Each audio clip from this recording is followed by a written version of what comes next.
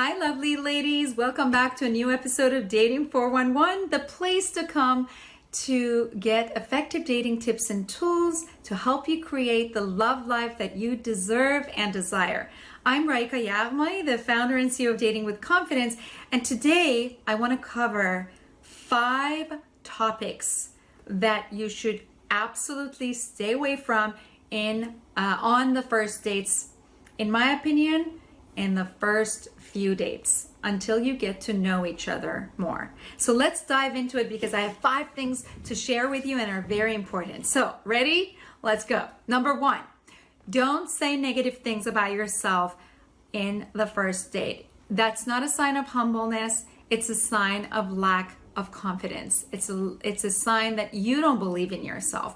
It's a sign that creates neediness, like, oh, please, you approve of me because I don't approve of myself. That is not attractive. So don't do that. Completely stay away from that.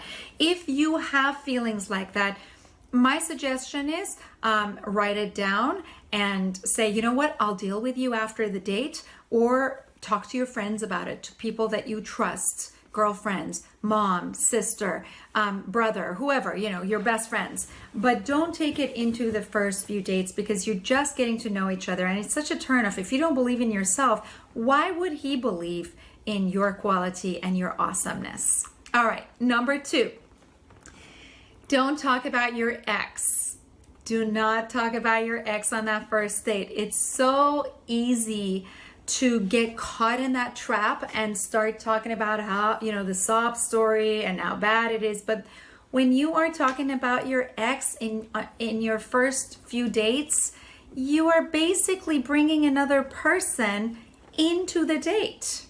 It's no longer about you and the guy that you're dating anymore. It's like there's a third person. There's this like thing, in the space with you.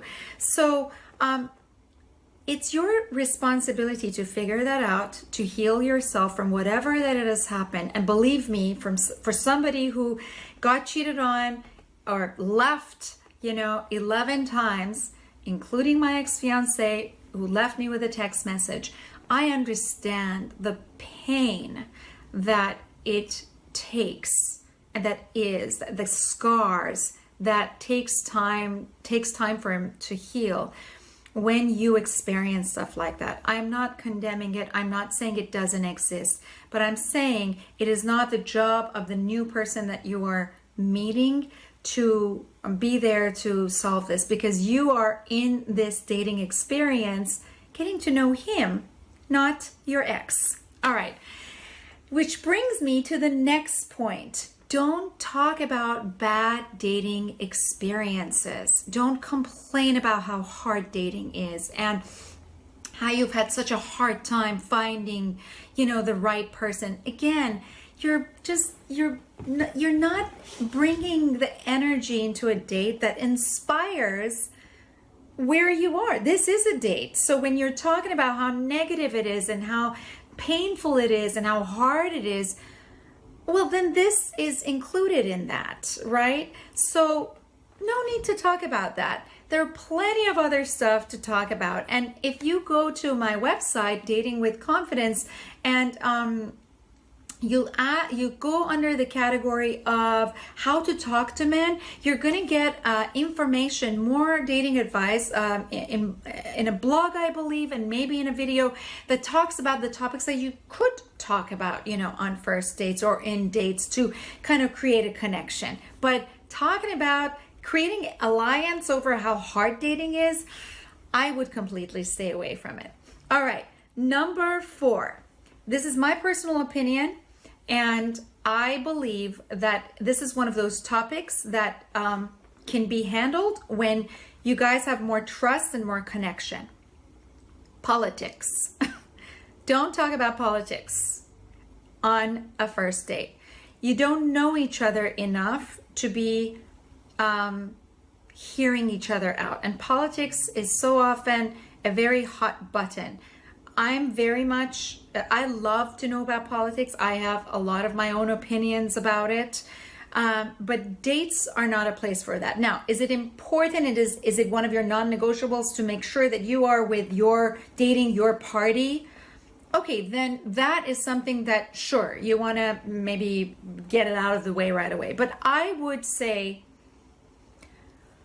I mean, in my book, I would say politics is so personal. It's like, it's your personal thing. So I wouldn't bring up hot topics in a space where there is still no connection, no trust. In time, when there is more connection and trust, then there's space to explore more about each other and know. And I'm not saying 4 months down the line. I'm saying bring it up on the 4th date. Bring it up on the 3rd date, but not maybe the 1st date. Give each other some space, because first dates are awkward as it is, right? They're uncomfortable. We don't know each other. We're trying to create this kind of connection. So stay away from topics that's going to kind of rob you from the opportunity to get to know the other person, because maybe the person that you date is going to be on the same page as you, or maybe he might disagree with you, but say, you know what, I respect your position on this. How awesome is that? That you can actually get to be yourself and be accepted for who you are. And maybe the differences that you have about politics can teach you about politics, because politics is something that we learn and we grow and we evolve in it. So there's so much opportunity for connection rather than using it to disconnect from each other on when we don't know each other enough. And last but not least, never ask on a first date for a second date. So here's the deal. I know you're a go-getter. Some of you are go-getters and some of you really want to know, and you don't want to waste your time, but really allow him to ask you out. Again, this is not a rule. This is something that works more effectively, and you would also be happy to know that he was interested in you to ask you out. For me, the date ends at the date.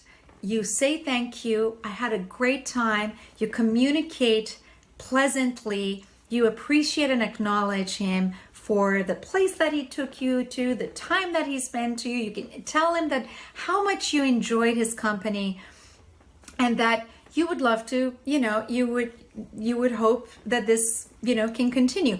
But that's it. No reason to set the second date. So create an opportunity for him to win with you. Create a situation where he knows if he asks you out, he's going to win.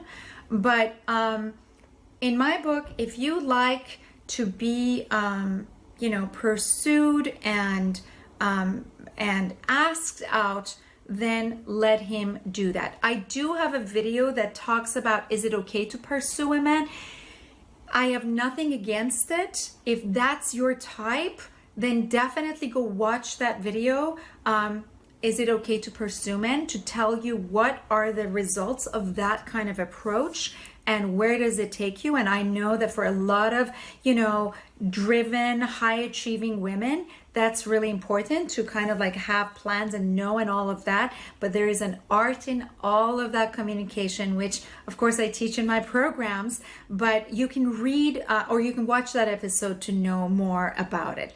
All right. So let's recap. Don't talk negatively about yourself. Don't bring your ex into the situation. Don't talk negatively about the dating experience. No politics on the first date, and don't ask for a second date. I'd love to hear from you. I'd love to know how these things are working for you. So make sure that you comment. Tell me, how is it supporting you? If you have more questions, never hesitate to let me know. If there is a topic that you want to know about, please write to me and let me know. You can leave a comment here. You can go to my website, leave a comment there. You can join my private Facebook group, which is also free, Dating Tips for Savvy Single Ladies, where we have daily interaction with, I have daily interaction with the community that I have. There's just over 1,000 right now.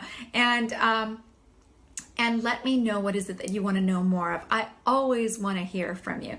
All right, have a lovely, lovely day. And I look forward to connecting with you in 2 weeks at the next Dating 411 episode. Bye. Now, I want to hear from you. I want to know what's your biggest insight that you're taking away from this video.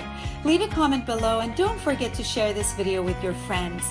Join me at Dating with Confidence in empowering more women on their journey to creating their desired love life.